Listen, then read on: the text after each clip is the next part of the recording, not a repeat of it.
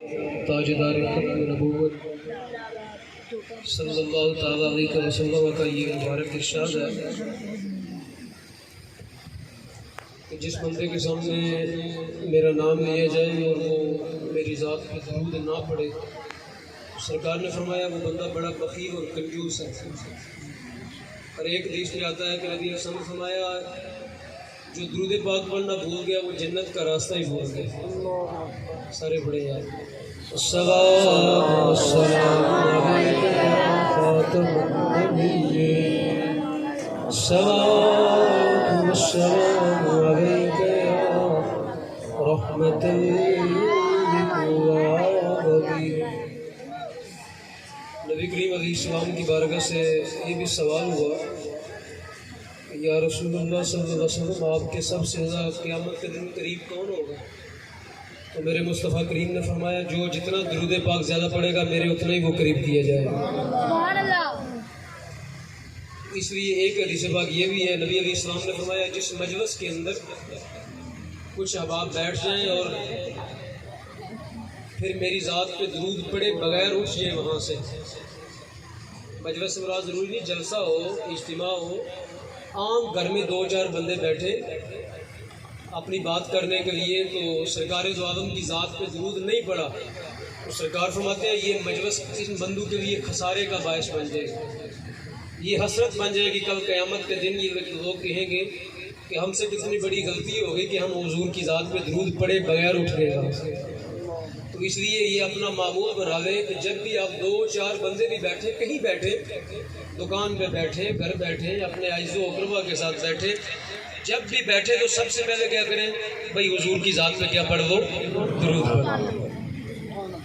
یہ اپنا معمول بنائے۔ اللہ رب العالمین کے فضل سے اور اس کے کرم سے، نبی علیہ السلام کی نظر عنایت سے بڑی خوشی محسوس ہوئی یہاں پہ آ کے، بڑی رونق بھی ہے اور بڑا جذبہ ہے نوجوانوں کے اندر، بوڑھے احباب بھی موجود ہیں، شعبہ زندگی کے جملہ احباب، خصوصاً علماء کرام آپ کی سرپرستی فرما رہے ہیں، قیادت فرما رہے ہیں، مشائخ طریقت ہیں، علماء ہیں، اساتذہ ہیں، مدرسین ہیں، ائمہ خطبہ ہیں، کاروباری احباب ہیں، سارے آپ ذمہ دار بھی ہیں۔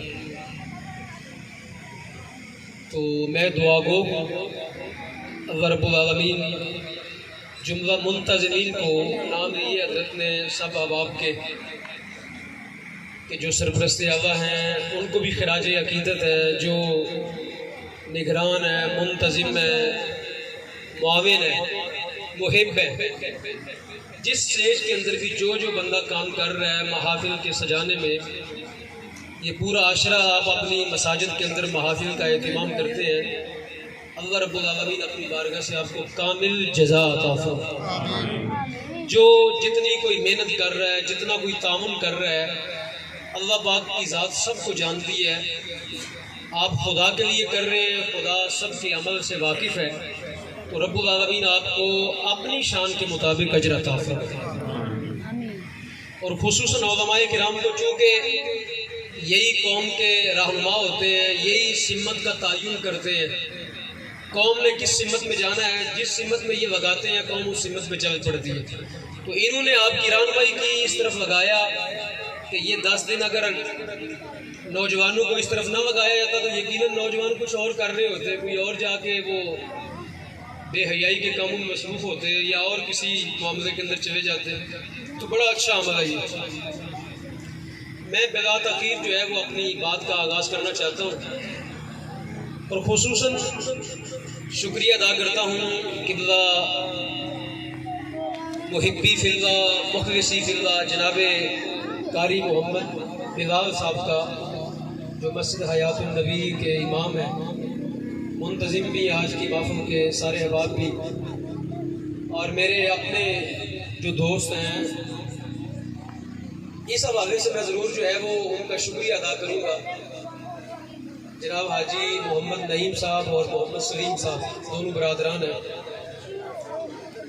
ان احباب نے میرے ساتھ عمرہ شریف کیا، میں اور یہ اکٹھے عمرے کے ساتھی ہیں، مدینہ پاک کے ساتھی ہیں ہم احباب، اور پھر مدینہ پاک سے ہم نے یمامہ کا سفر کیا. بڑا لمبا سفر ہے مدینہ پاک سے آگے، 1300 میل آگے سفر ہے مدینہ پاک سے یمامہ، جہاں پہ ختم نبوت کی جنگ لڑی گئی. تو یہ احباب میرے ساتھ وہاں بھی چلے گئے. تو مجھے محبت ہے اس لیے ان سے کہ اتنا لمبا سفر ان نے ختم نبوت کے لیے میرے ساتھ کیا.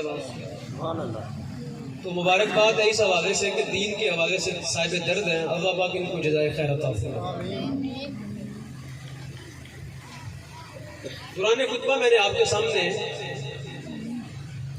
جو آیات مقدسہ پڑھی ہیں 2 جگہ سے،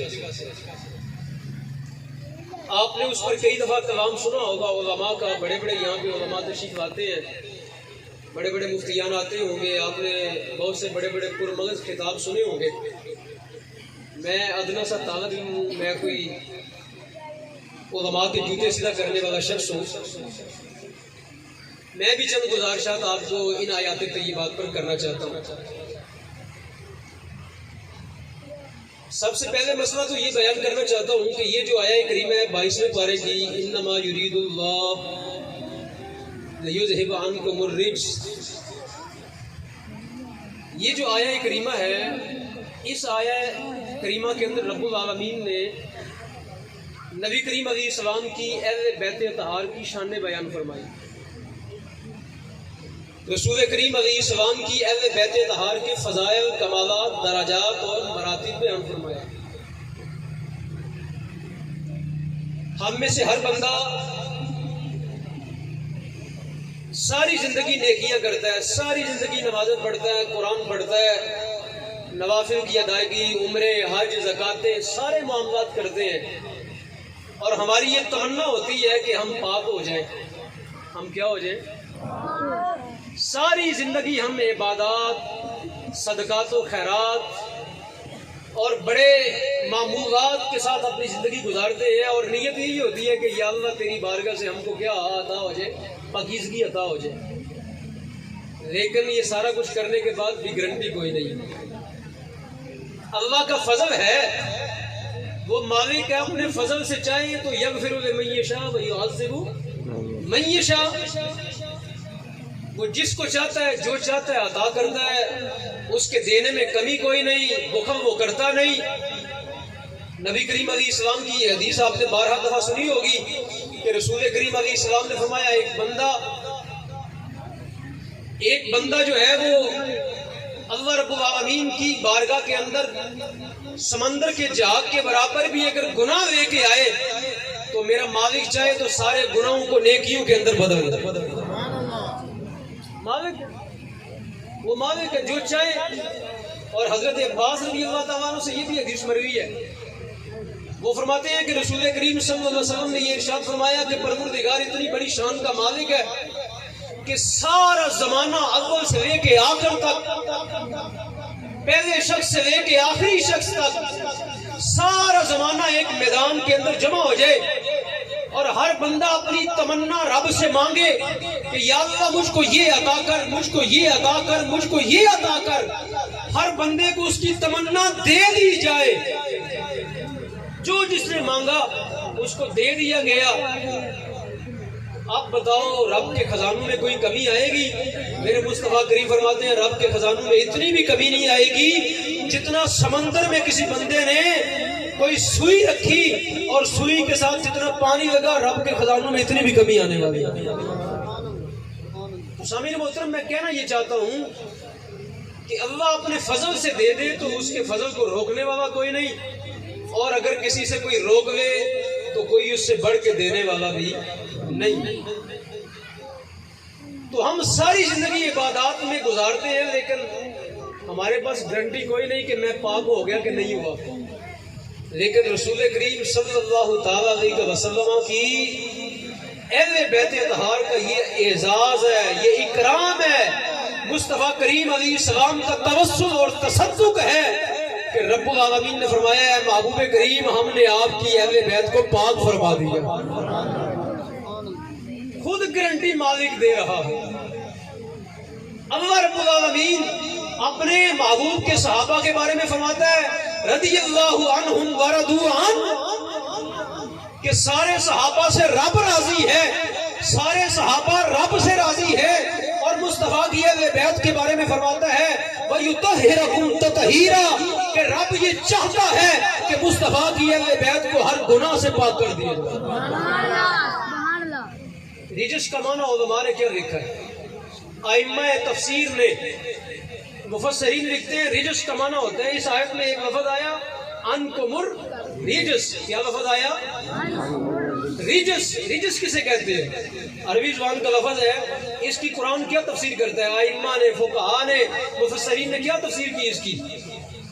فرماتے ہیں ریجس کے 4 معنی ہیں۔ ریجس کے کتنے معنی ہیں؟ 4۔ سنیے گا، ریجس کا معنی ہے، پہلا ریجس کا معنی ہے عذاب۔ کیا معنی ہے اس کا؟ اس اعتبار سے قرآن کی اس آیت کا ترجمہ کریں تو معنی کیا بنتا ہے؟ اے محبوب کریم، اللہ پاک یہ چاہتا ہے کہ آپ کی اہل بیت کو ہر عذاب سے میں کیا کر دوں؟ پاک کر دوں۔ آپ کی اہل بیت کے ساتھ کوئی عذاب نہیں۔ دوسرا معنی ہے اس کا گناہ۔ دوسرا معنی ہے اس کا کیا؟ ترجمہ کیا ہوا کہ اللہ پاک کا ارادہ یہ ہے کہ اے محبوب کریم، آپ کی اہل بیت کو ہر گناہ سے کیا کر دوں؟ پاک کر دوں۔ تیسرا معنی ہے اس کا نقص۔ تیسرا معنی کیا ہے اس کا؟ اس اعتبار سے دیکھا جائے تو ترجمہ ہو گیا ہوگا اللہ پاک کا ارادہ یہ ہے کہ اے محبوب کریم، آپ کی اہل بیت کو ہر نقص سے میں کیا کر دوں؟ پاک کر دوں۔ اور چوتھا معنی اس کا کیا ہے؟ چوتھا معنی ہے اس کا گناہ، عذاب، نقص۔ اور چوتھا معنی ہے اس کا، چوتھا معنی اس کا جو ہے وہ میل کچیل۔ اللہ رب العالمین یہ چاہتا ہے کہ اے محبوب کریم، آپ کی اہل بیت کو ہر قسم کی میل کچیل سے کیا کر دوں؟ پاک کر دوں۔ سامعین محترم، ساری زندگی ہم نیکی کے کام کریں، کیا یہ گارنٹیاں ہمارے پاس ہیں کہ ہم گناہ سے پاک ہو گئے؟ کیا گارنٹی ہے کہ ہم عذاب سے محفوظ ہو گئے؟ بلکہ نبی کریم علیہ الصلوۃ والسلام نے فرمایا اللہ کی بارگاہ میں یہ پناہ مانگتے رہو کہ آپ کا خاتمہ ایمان پر ہو جائے۔ حضرت عمر فاروق رضی اللہ تعالیٰ عنہ کے بارے میں آتا ہے نا کہ آپ جو ہے اللہ رب العالمین کی بارگاہ میں جب کبھی خوف خدا طاری ہوتا، خشیت طاری ہوتی، تو لوگوں کو کہتے پھرتے کہ میرے لیے دعا کرو، میں اللہ میرا خاتمہ ایمان پر فرما دوں۔ اور حضرت سیدنا صدیق اکبر رضی اللہ تعالیٰ عنہ کے بارے میں آتا ہے کہ آپ فرماتے ہیں کاش میں انسان ہی نہ ہوتا، میں کسی درخت کا تنکا ہوتا کہ مجھ سے نہ حساب لیا جاتا، نہ کتاب لیا جاتا، اللہ رب العالمین کی بارگاہ میں میری کوئی حیثیت نہ ہوتی۔ جب کبھی خوف خدا طاری ہوتا تو کہتے کاش میں کوئی تنکا ہوتا جو پانی کے اندر بہہ جاتا۔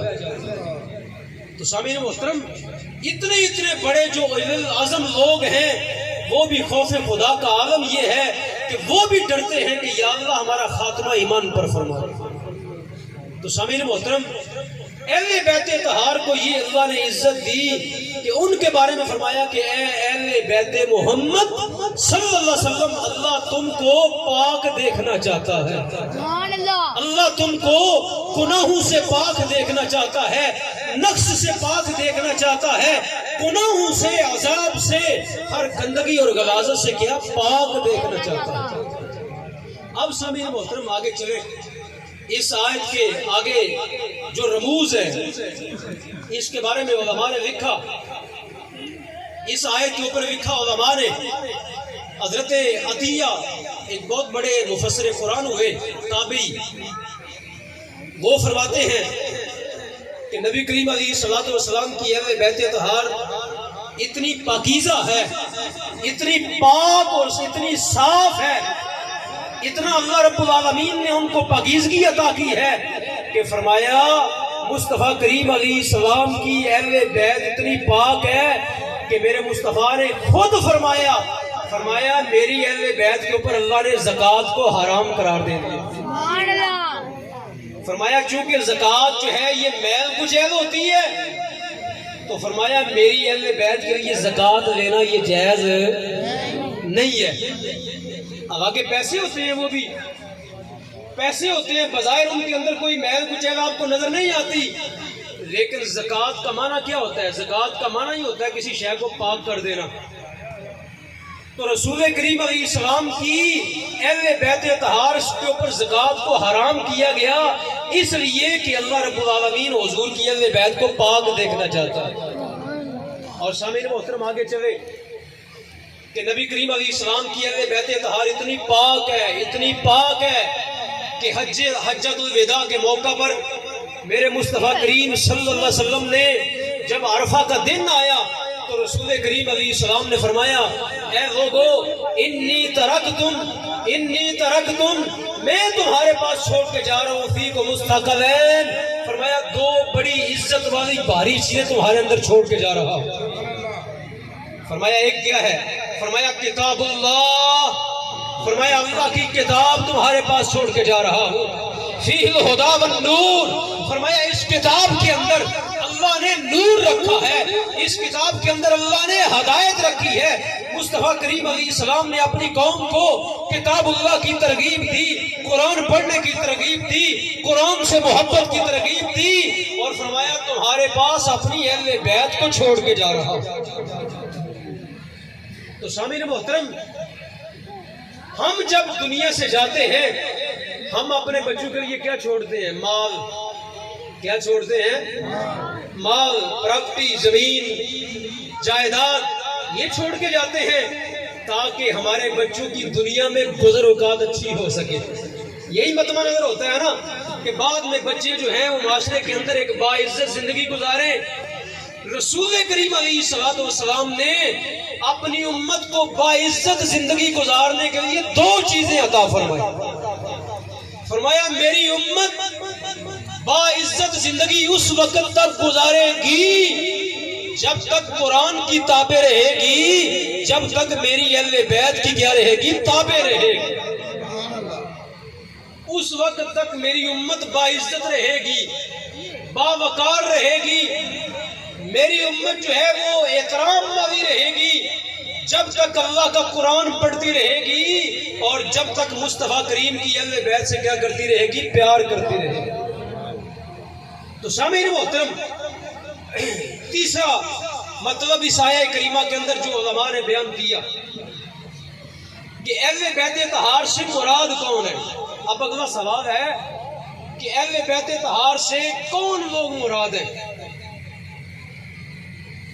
کچھ علماء فرماتے ہیں صحابہ کرام میں سے حضرت ابو سعید خدری نبی کریم علیہ السلام کے پیارے صحابی، آپ فرماتے ہیں اس آیہ مقدسہ کے اندر اللہ پاک نے اہل بیت اطہار سے مراد لیا آل ابا، وہ احباب جن کو مصطفیٰ نے کملی کے اندر چھپا دیا۔ کون ہے وہ؟ سیدہ فاطمہ الزہرا، سیدہ نساء العالمین، علی المرتضی شیر خدا کرم اللہ تعالی وجہہ الکریم، امام حسن مجتبی، امام حسین سید الشہداء، ان کو سرکار دو عالم نے اپنی چادر کے اندر چھپایا اور فرمایا اے اللہ یہ میری اہل بیت ہے۔ یہ کیا ہے؟ میری اہل بیت ہے۔ ان صحابی کا قول یہ ہے اور بعض تابعین کا قول یہ ہے کہ اس آیت میں اہل بیت سے مراد پنجتن پاک ہے۔ کون ہے پنجتن پاک؟ دوسرے ہیں حضرت عبداللہ ابن عباس رضی اللہ تعالیٰ عنہما، اور ان کے ساتھ بہت سے تابعین کا موقف یہ ہے کہ اس سے مراد ہے نبی کریم علیہ السلام کی ازواج مطہرات، سیدہ عائشہ صدیقہ عفیفہ طیبہ طاہرہ، حضرت خدیجہ الکبریٰ، حضرت سودہ، حضرت حفصہ، حضرت زینب بنت جہش اور سرکار دو عالم کی ساری ازواج مطہرات۔ اور تیسرا موقف ہے جمہور اہل سنت، جمہور عالم اسلام کا، یہ دو صحابہ کے گروہ ہیں، اور تیسرا جو سب سے زیادہ امت کا بڑا طبقہ ہے وہ فرماتے ہیں کہ اس آیت میں اہل بیت اطہار سے مراد نبی کریم علیہ السلام کی بیویاں بھی ہیں اور حضور کی ساری اولاد بھی اس کے اندر ہے، اور یہی اہل سنت کا متفقہ موقف ہے۔ اہل سنت و جماعت کا یہی متفقہ موقف ہے کہ سرکار کی اہل بیت سے کون مراد ہے؟ بولے ذرا۔ حضور کی بیویاں بھی ہیں اور حضور کی ساری اولاد بھی اہل بیت رسول میں ہے۔ حضور کی بیویاں بھی اور حضور کی اولاد بھی ساری کیا ہے؟ اہل بیت طہار میں کیا ہے؟ شامل ہے۔ لہذا کوئی بندہ اگر آپ کو یہ کہنا چاہے کہ نہیں نہیں بس حضرت فاطمہ الزہرا حضور کی اہل بیت ہیں، امام حسنین کریمین حضور کی اہل بیت ہیں، علی المرتضیٰ شیر خدا صرف حضور کی اہل بیت ہیں، تو سامعین محترم آپ ان کو کہیں کہ یہ جمہور اہل اسلام کا موقف نہیں ہے۔ امت کے اکثر جو مفسرین ہیں، اولیاء کرام ہیں، صلحاء ہیں، علماء ہیں، تابعین ہیں، تبع تابعین ہیں، صحابہ کرام ہیں، ان سب کا موقف یہ ہے کہ اہل بیت طہار سے مراد حضور کی بیویاں بھی ہیں اور حضور کی ساری اولاد بھی ہے۔ بلکہ اس سے بڑھ کے آگے علماء نے فرمایا جن پر زکوٰۃ لینا حرام ہے وہ حضور کی ساری اہل بیت ہے۔ جن پر زکوٰۃ لینا حرام ہے وہ ساری کی ساری کیا ہے؟ حضور کی اہل بیت ہے۔ وہ سارے گھر والے ہیں، وہ سارے اہل بیت ہیں، اور ان سب کے بارے میں قرآن نے یہ کہا کہ اللہ یہ چاہتا ہے انکم الرجس اہل البیت ویطہرکم تطہیرا، کہ اے اہل بیت رسول اللہ تم کو پاک دیکھنا چاہتا ہے۔ تو سامعین محترم اب آگے چلے کہ رسول کریم صلی اللہ علیہ وسلم نے اپنی اہل بیت کی شانیں کیا بیان فرمائی۔ خود زبان رسالت نے اہل بیت طہار سے مراد سمجھ آ گیا حضور کی بیویاں بھی، حضور کی اولاد بھی، بلکہ جن پر زکوٰۃ لینا حرام ہے وہ ساری حضور کی اہل بیت۔ اور آگے چلے سیدنا سلمان فارسی کو سرکار دو عالم نے خود فرمایا اے سلمان تم بھی ہمارے اہل بیت ہو۔ جب یہ آیت نازل ہوئی نا تو حضرت واصلہ بن اسقا جو اصحاب صفہ میں سے ہیں وہ کہنے لگے یا رسول اللہ مجھ کو بھی اپنی اہل بیت میں شامل فرما دے، تو سرکار نے فرمایا تم بھی میری اہل بیت ہو۔ سبحان اللہ۔ تو جن کو سرکار نے اپنی اہل بیت میں شامل فرما دیا وہ سارے کیا ہیں؟ حضور کی، اور وہ سارے جو ہیں ان سب کے بارے میں قرآن نے کہا کہ اللہ یہ چاہتا ہے کہ تم کو ہر قسم کے گناہ سے کیا کروں میں؟ پاک کر دوں، یہ میرا ارادہ ہے۔ اب سامعین محترم سنیں، آگے سنیں کہ نبی کریم علیہ السلام نے اپنی اہل بیت کے بارے میں کیا فرمایا۔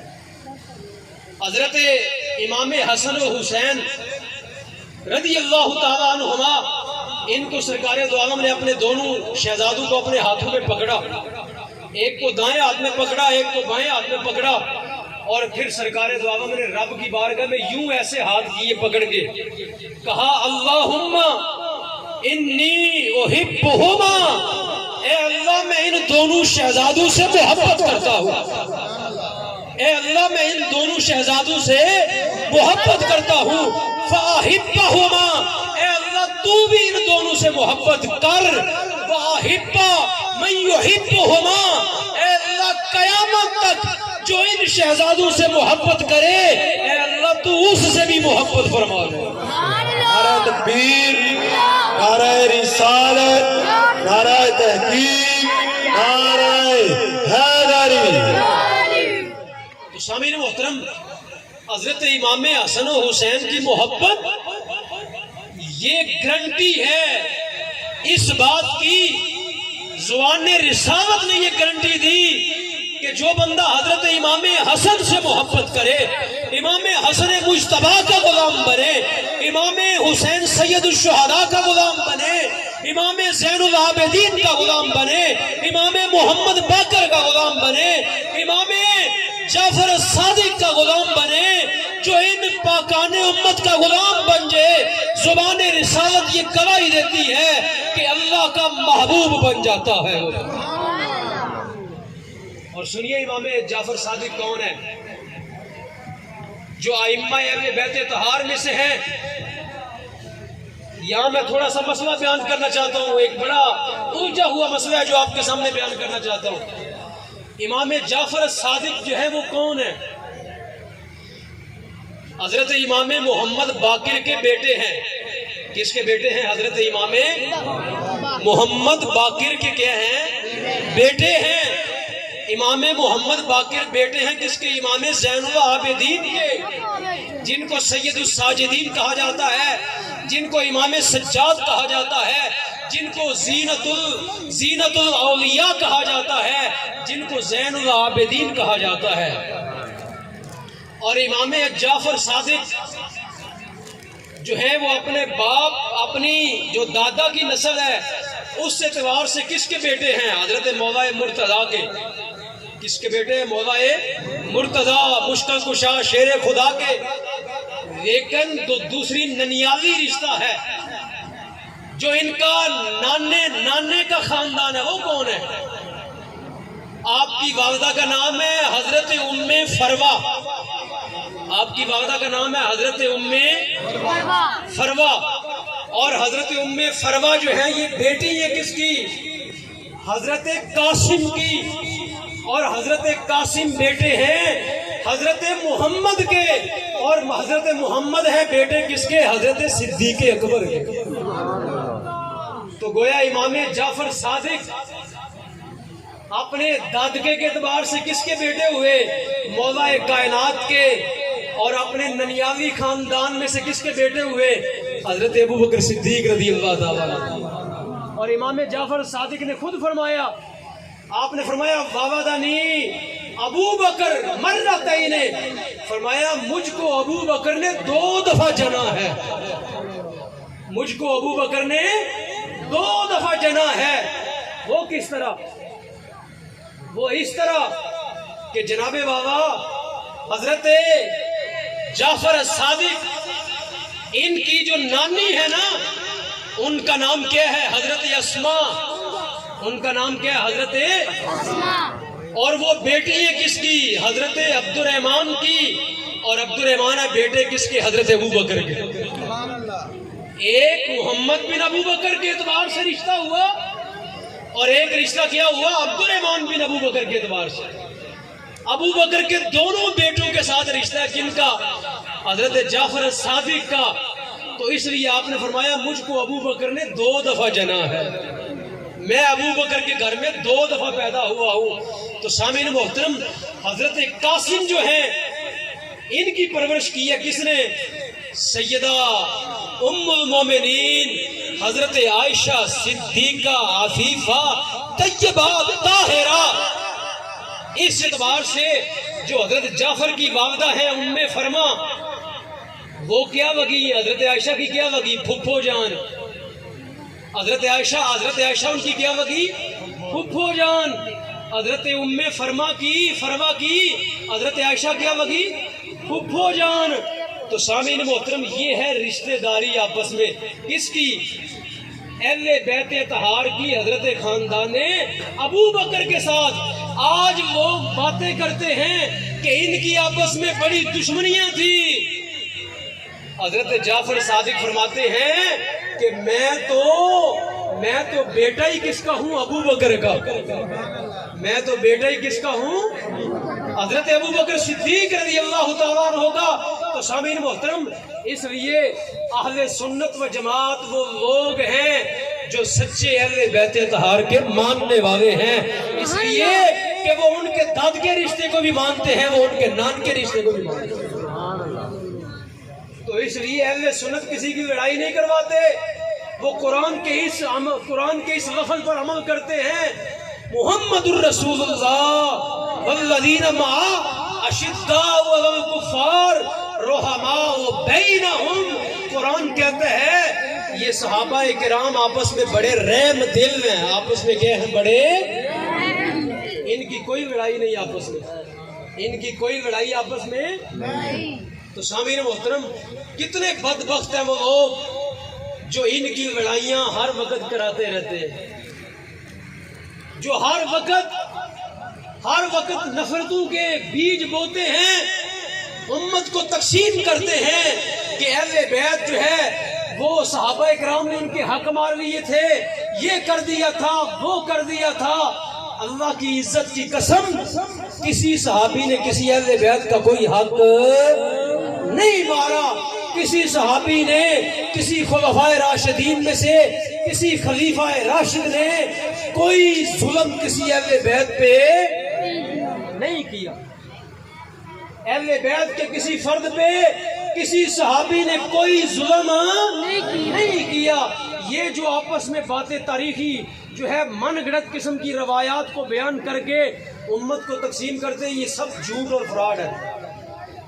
اور سامعین محترم آگے سنیں کہ نبی کریم صلی اللہ علیہ وسلم نے یہ ارشاد فرمایا، جن صحابہ کے بارے میں کچھ لوگوں کا یہ گمان ہے کہ سرکار دو عالم کے فرمان کے بعد سارے صحابہ استغفر اللہ، سارے صحابہ کے بارے میں یہ عقیدہ ہے کہ مرتد ہو گئے استغفر اللہ. کہتے ہیں 3 صحابی صرف جو ہے مومن بچے، ایک سلمان فارسی، دوسرے حضرت ابو ذر غفاری، تیسرے حضرت مقداد بن اسود. کہتے ہیں یہ 3 صحابہ کو چھوڑ کے باقی سب فارغ. سنیں میں حدیث پاک پڑھنے لگا ہوں. حضرت جابر بن عبداللہ سے یہ حدیث مروی ہے کہ میرے مصطفیٰ کریم صلی اللہ علیہ وسلم نے یہ ارشاد فرمایا، آپ نے فرمایا لوگوں سنو، اگر کوئی بندہ رسول کریم صلی اللہ علیہ وسلم کی اہل بیت کے ساتھ بغض رکھے، سرکار دو عالم کی اہل بیت کا دل میں کیا رکھے؟ نفرت کرے، بغض رکھے، ان سے نفرت کرے، تو فرمایا خدا کی عزت کی قسم اگر وہ خانے کعبے میں ساری زندگی گزار دے، فرمایا لو کان رجلا سائد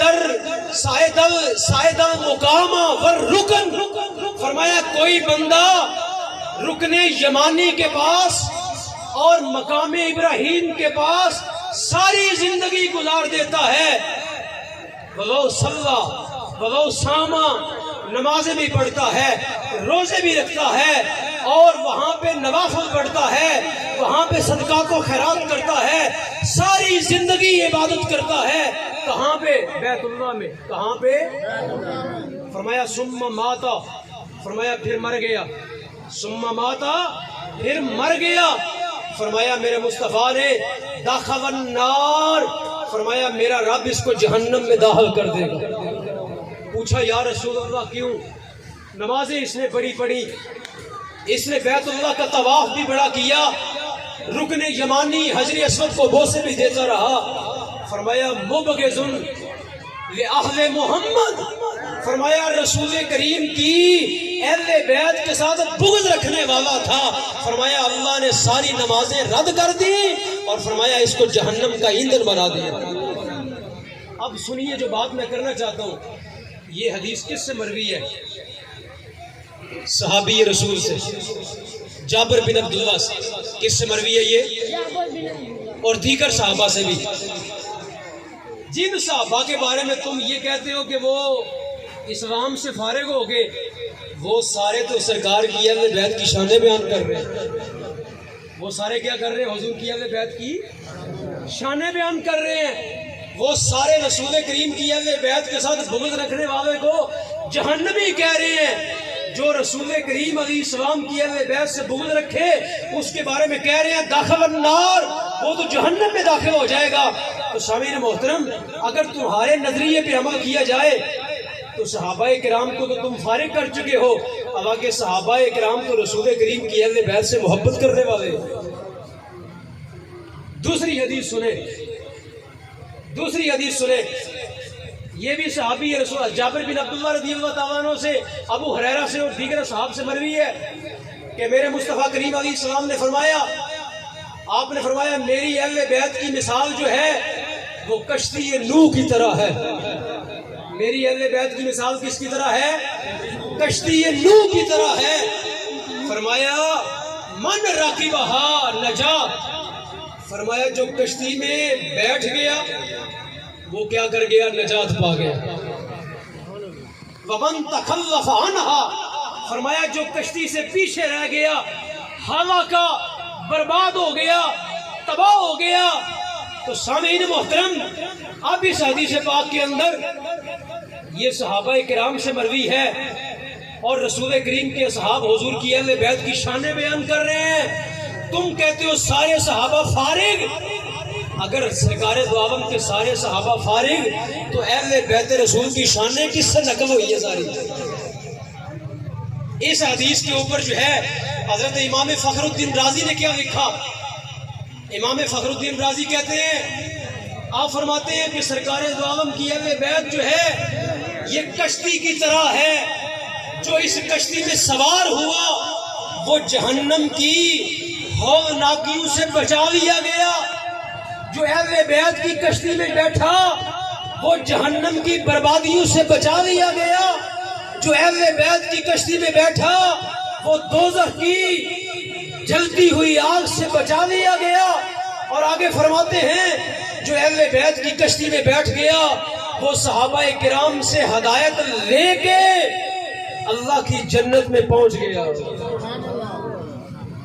اور نبی کریم علیہ السلام نے فرمایا فَبِأَيِّهِمْ مُقْتَدَيْتُمْ اِهْتَدَيْتُمْ، آپ فرماتے ہیں فَبِأَيِّهِمْ مُقْتَدَيْتُمْ اِهْتَدَيْتُمْ، فرمایا اصحابی کالنجوم، فرمایا میرے سارے اصحاب رسول جو ہیں یہ ستاروں کی مانند ہیں، فرمایا جس کی بھی پیروی کرو گے اللہ تمہیں جنت میں لے جائے گا۔ تو سامعین محترم میں بات یہ کرنا چاہتا ہوں، میں یہ بتانا آپ کو چاہتا ہوں کہ اہل سنت و جماعت وہ مذہب ہے، وہ عقیدہ ہے، وہ نظریہ ہے جو نہ صحابہ کرام کا گستاخ ہے نہ حضور کی اہل بیت کا گستاخ ہے، نہ نبی کریم علیہ السلام کے اصحاب کی توہین کرتا ہے نہ اہل بیت اطہار کی توہین کرتا ہے، دونوں کو مانتا ہے، دونوں کو مصطفیٰ کا صحابی بھی مانتا ہے، دونوں کو حضور کا پیارا مانتا ہے، دونوں سے محبت کرتا ہے۔ بلکہ حضرت امام اعظم ابو حنیفہ علیہ الرحمہ نے فرمایا، آپ سے پوچھا گیا اہل سنت کی نشانی کیا ہے، آپ سے پوچھا گیا اہل سنت کی نشانی کیا ہے، تو آپ نے فرمایا اہل سنت کی نشانی یہ ہے کہ جو شیخین سے محبت کرے۔ شیخین سے مراد حضرت ابو بکر صدیق، حضرت عمر فاروق، اور فرمایا جو خاتانین سے پیار کرے۔ خاتانین سے مراد کون ہے؟ حضرت عثمان غنی اور مولا کائنات۔ فرمایا جو حضور کے چاروں یاروں سے پیار کرے اس کو اہل سنت و جماعت کہا جاتا ہے۔ تو سامعین محترم، اس لیے اہل سنت و جماعت کا جو نظریہ، جو عقیدہ ہے وہ معتدل ہے، نہ ہم خارجی ہیں نہ ہم ناسبی ہیں، نہ ہم خارجی ہیں نہ ہم ناسبی ہیں نہ ہم رافضی ہیں، ہم ہیں اہل سنت و جماعت، اہل سنت والجماعت۔ بولے ہم کون ہیں؟ اہل سنت والجماعت۔ ہم کون ہیں؟ اہل سنت والجماعت۔ نہ رافضی ہیں نہ خارجی ہیں نہ ناسبی ہیں، نہ صحابہ رسول کی توہین کرتے ہیں نہ حضور کی اہل بیت کی توہین کرتے ہیں۔ اور سامعین محترم سنیں، آگے سنیں، نبی کریم صلی اللہ علیہ وسلم نے اپنے اصحاب کے بارے میں اور حضور نے اپنی اہل بیت اطہار کے بارے میں ایک اور ارشاد فرمایا۔ نبی کریم علیہ السلام نے فرمایا اپنی اہل بیت کے بارے میں کہ فرمایا لوگو میں تمہارے اندر اپنی اہل بیت کو چھوڑ کے جا رہا ہوں۔ فرمایا اذکرکم اللہ فی اہل بیتی، اذکرکم اللہ فی اہل بیتی۔ فرمایا میں تمہیں اپنی اہل بیت کے بارے میں نصیحت کر کے جا رہا ہوں۔ فرمایا ان کے حقوق ادا کرتے رہنا۔ بتاؤ اہل بیت کے حقوق کیا ہیں؟ اہل بیت کے حقوق یہ ہیں کہ ان کی عزت کی جائے، ان کا اکرام کیا جائے، ان کے احترام میں جو ہے بندہ ان کے احترام میں شریعت کو ملحوظ خاطر رکھے، کبھی تجاوز نہ کرے، کبھی رفض و عقیدہ نہ اپنائے، کبھی غلوف نہ کرے۔ نبی کریم علیہ السلام نے حضرت علی کو فرمایا تمہارے بارے میں دو گروہ ہوں گے۔ حضرت علی کو فرمایا تمہارے بارے میں کتنے گروہ ہوں گے؟ فرمایا ایک تم سے نفرت کرنے والا ہوگا، ایک تم سے اتنی محبت کرے گا کہ تمہیں شریعت کے سے بھی حدوں سے آگے لے جائے گا۔